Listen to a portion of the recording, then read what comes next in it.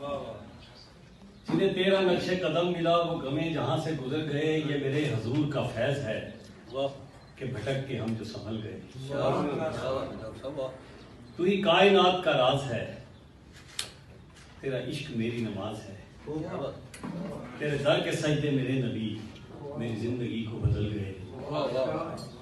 تو خدا کا حسن خیال ہے، تو مصوری کا جمال ہے۔ کیا بات! تو خدا کا حسن خیال ہے، تو مصوری کا جمال ہے، جنہیں تیرا جلوہ عطا ہوا وہ تیرے جمال میں ڈھل گئے۔ اور بڑی خوبصورت بات کی واصف علی واصف نے آخری کہ تیرا بندہ واصف بے خبر تیرا راز سمجھا ہے اس قدر، تجھے جب پکارا بے چشم تر کئی مرحلے تھے جو ٹل گئے۔ جناب، سب سے پہلے تو میں اپنے ایکسیلنسی ڈائریکٹر کلچرل ایران احسان فضائی صاحب کا شکر گزار ہوں۔ I'm thankful to you that he has been invited me here in Khana Fir-Iran. I have come after a long time, sir, and because of, again, thankful to Rafiq Mughal Sahab. I'm sorry, I do not know Persian, lekin I have studied from Yazd University. بہرحال آج مغل صاحب نے جو topic چھیڑا ہے نا جی، یقین کیجئے کہ ایک تو مجھے بڑی حیرت ہوئی کہ ہم نے صرف ماؤں کا ذکر سنا۔ جب آپ لٹریچر کو کھول کے دیکھتے ہیں تو والد کا ذکر کم نظر آتا ہے، اور سارا کا سارا ذکر، حالانکہ والد کو بھی حضور پاک صلی اللہ علیہ وآلہ وسلم نے جنت کا راستہ کہا تھا، اور وہ والد ہی تھے جب حضرت آدم کی صورت میں سب سے پہلے دنیا میں آئے، کیونکہ اگر حضرت آدم نہ ہوتے تو ہم نہ ہوتے۔ پھر ایک وہ بھی والد تھے حضرت نوح علیہ السلام کے جب اللہ تعالیٰ کی توحیدیت کا وقت آیا تو اپنے بیٹے کو کشتی سے چھوڑ دیا۔ تو اس کے بعد اور تھوڑا سا آگے تاریخ میں چلتے ہیں اسلام میں، وہ بھی حضرت ابراہیم علیہ السلام ہیں، کہ وہ بھی والد ہیں، کہ وہیں سے اسلام کا کنسیپٹ صحیح شروع ہوتا ہے کہ جب وہ اپنے بیٹے کو اللہ کی رضا کے لیے وہ قربان کرتے ہیں، اور وہ بیٹا حضرت ابراہیم علیہ السلام کو کہتا ہے کہ اگر اللہ کی رضا اسی میں ہے تو میں اس کام کے لیے حاضر ہوں۔ تھوڑا سا اور آگے چلتے ہیں، حضرت یعقوب علیہ السلام کا ذکر آ جاتا ہے کہ جب وہ بیٹے کی جدائی میں، جب حضرت یوسف کی جدائی میں اپنی آنکھوں کو، بینائی کو ضائع کر لیتے ہیں، پھر تھوڑا سا اور آگے چلتے ہیں تو پھر حضور پاک صلی اللہ علیہ وآلہ وسلم کا ذکر آ جاتا ہے، اور ان کی شخصیت کو دیکھیں تو آپ کو والد کا ایک آئیڈیل نمونہ آتا ہے کہ جب حضرت فاطمہ رضی اللہ تعالی عنہ کا رشتہ حضرت علی مانگنے ہیں، اس سے پہلے تو بہت سارے لوگ آئے، اور کمال دیکھیں حضرت علی کا ذکر ہو رہا ہے کہ یہ رشتہ بھی حضرت جبرائیل علیہ السلام کی طرف سے اللہ تعالیٰ نے ریکمنڈیشن بھیجی، قبر پہ دعا کرو تو تمہاری زندگی کے تمام گناہ صغیرہ معاف ہو جائیں گے۔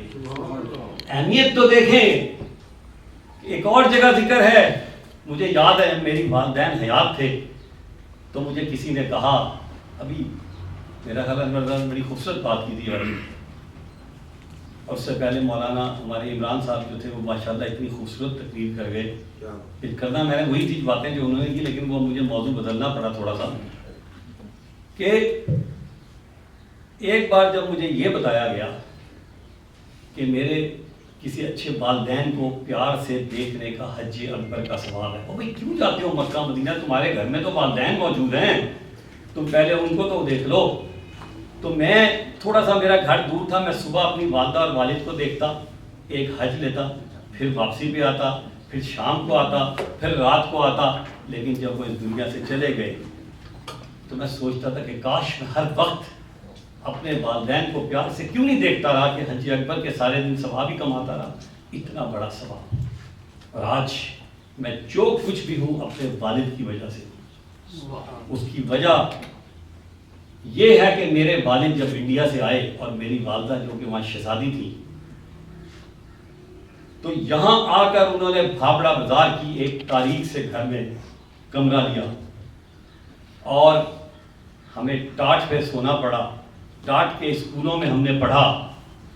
میرے والد نے اس شہر کے اندر، میں یہ بتاتا ہوں والد کی بھی بڑی اہمیت ہوتی ہے، والدہ سے بھی زیادہ ہوتی ہے، ٹھیک ہے معاشرے بناتی ہے، میرے والد نے اس شہر کے اندر ریڑھی بھی لگائی، میرے والد نے اس شہر کے اندر منہ پھلیاں بھی بیچی، میرے والد نے موتی بازار کے اندر ایک وہ جو خواتین جاتی ہیں آرٹیفیشل جیولری وہ بھی کیا، لیکن میرے والد نے ایک کام بڑا زبردست کیا کہ ہمیں پڑھا لکھا دیا.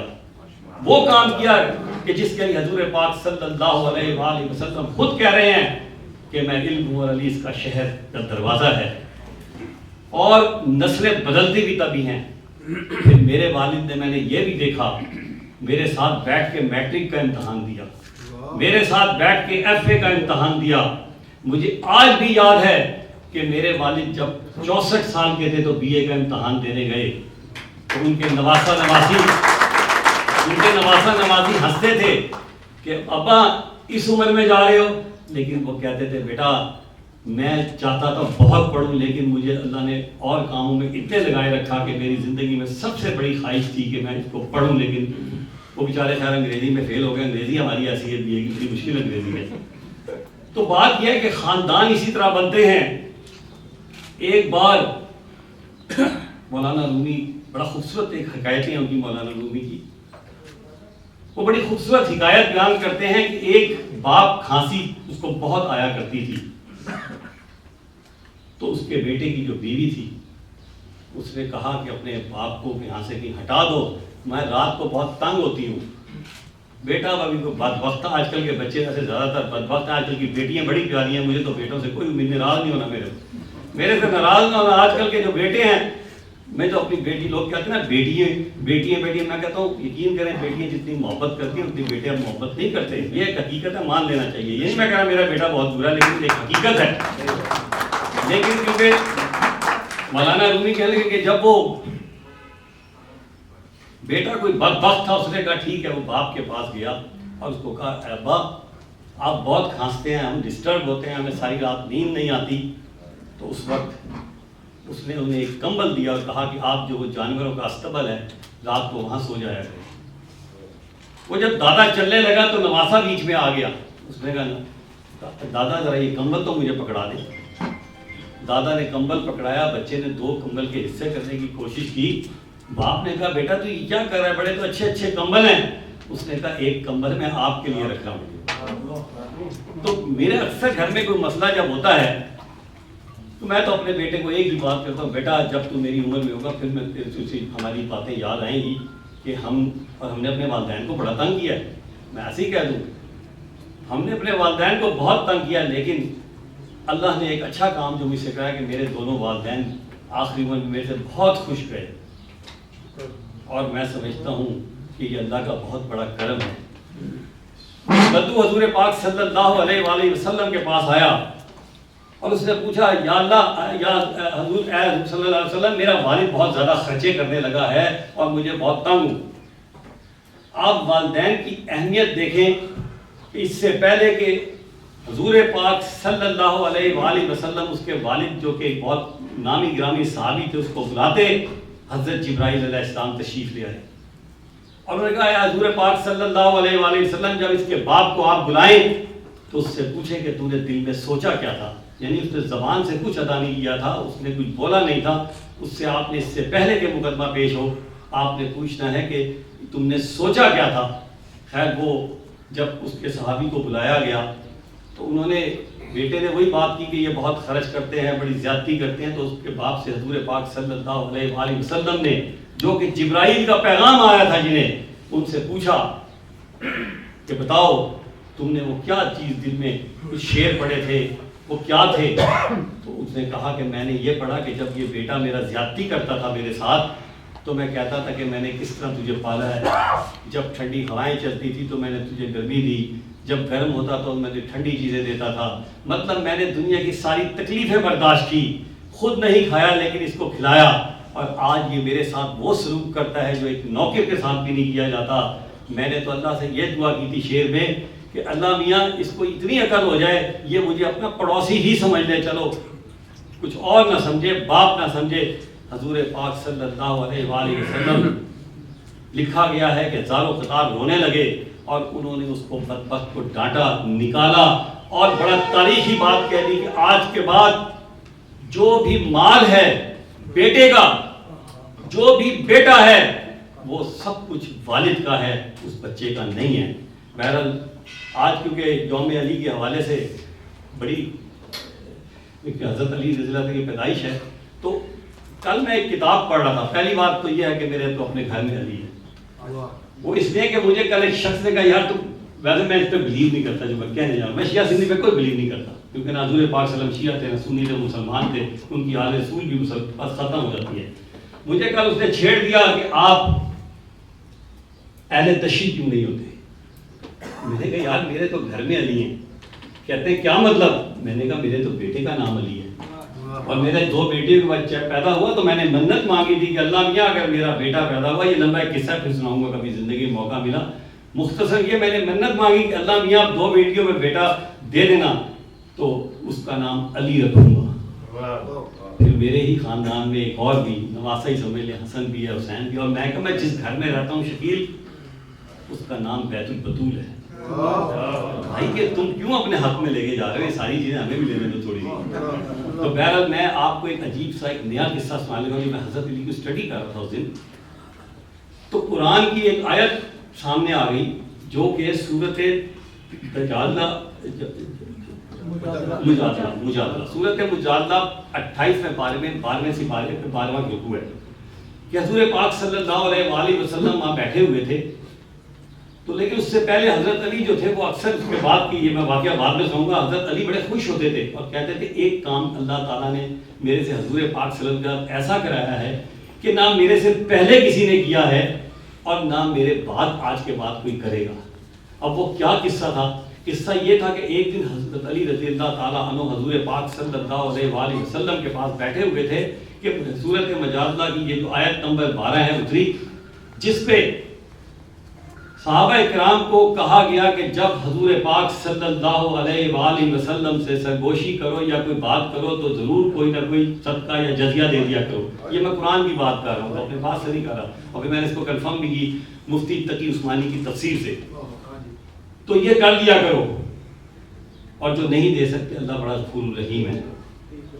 اس وقت اتفاق سے حضرت علی اکیلے بیٹھے ہوئے تھے اور ان کے پاس 1 دینار تھا، انہوں نے اس کے 10 درہم خریدے اور 10 بڑے خوبصورت سوال کیے، وہ میں یہاں دہرانا نہیں چاہتا، لیکن اس کا لب لباب یہی تھا کہ اللہ ایک ہے، حضور پاک صلی اللہ علیہ وسلم کی محبت ہی راستہ ہے، اور جو آدمی نجات چاہتا ہے اسے سچ بولنا چاہیے اور حرام سے پرہیز کرنا چاہیے۔ یہ کرتے کرتے بات ختم ہو گئی۔ اب بہت سارے صحابی کو جب یہ پتہ چلا کہ یہ آیت اتر گئی ہے تو وہ بڑے غریب قسم کے صحابی تھے، وہ بڑے پریشان ہوئے، انہوں نے کہا ہم کیا کریں گے، ہمارے پاس تو پیسے نہیں، بلکہ کئی جگہ پہ تو یہ لکھا ہے کہ حضور پاک صلی اللہ علیہ وسلم نے حضرت علی سے رجوع کیا کہ یار یہ جو ہے کیا صحابیوں کے لیے مشکل نہیں ہو جائے گی؟ تو خیر وہ انہوں نے کہا ہو سکتا ہے۔ کہ تھوڑی دیر کے بعد آیت نمبر 13 اتری سورت مجادلہ کی، سپارہ نمبر 28 پہ قرآن کی، کہ اس آرڈر کو کینسل کر دیا جاتا ہے، لیکن ساتھ ہی نماز قائم کرو، روزے رکھو۔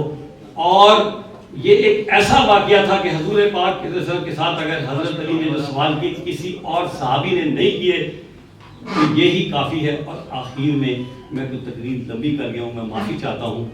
میں چاہتا تو حضرت علی پہ اتنا کچھ کہہ سکتا تھا، کیونکہ حضرت علی مطلب بس اتنا سا کہہ کے ختم کرتا ہوں کہ تو شہر علم ہے، قسمت میں روشنی کر دے۔ جو اصل بات تھی کہ کتاب کے حوالے سے رفیق مغل کی، وہ تو میں کر نہیں سکا، معافی چاہتا ہوں، لیکن وہ بات وہیں آ گئی نا کہ یہ سارا ثواب بھی رفیق مغل صاحب کو اس لیے مل رہا ہے کہ انہوں نے مجھے موٹیویٹ کیا والد پہ اسٹڈی کرنے میں پڑھ کے آتا ہوں، ایسے نہیں آ جاتا کسی محفل میں۔ میں نے ان کی کتاب بھی پڑھی، اور حضرت جبرائیل کا جو واقعہ میں نے آپ کو بیان کیا ان کی کتاب کے اوپر ذکر ہے، اس کا میں نے وہاں سے پڑھ کے آپ کو سنایا ہے۔ بہرحال اللہ تعالیٰ اس لیے ان کو جنت الفردوس میں، میرا خیال ہے یہ جو کام کیا انہوں نے نا، جتنے لوگ پڑھیں گے مفت کا صدقہ جاری۔ ہم مسلمان بڑی مشکلوں میں عبادت میں ڈھونڈتے ہیں، اور عبادت یہی ہے، والد پہ پڑھ لو، والدہ پہ پڑھ لو، تھوڑا بہت عمل کر لو۔ اب جو بھی اس کتاب کو پڑھ کے تھوڑا تھوڑا بھی عمل کرے گا، یقیناً اس کا صدقہ جاریہ جو ہے رفیق صاحب کو اور ان کے والدین کو جائے گا۔ بہرحال اللہ تعالیٰ ان کو ہمت عطا فرمائے کہ یہ بڑے مختلف کام کرتے ہیں، اور آخر میں صرف اس کے ساتھ کہ تو شہر علم ہے، قسمت میں روشنی کر دے۔ تو شہر علم ہے قسمت پہ روشنی کر دے، تیرے فقیر تیرے در پہ آئے بیٹھے ہیں، تیرے چاہنے والوں کی خیر ہو یا رب، تمام کشتیاں اپنی جلائے بیٹھے ہیں۔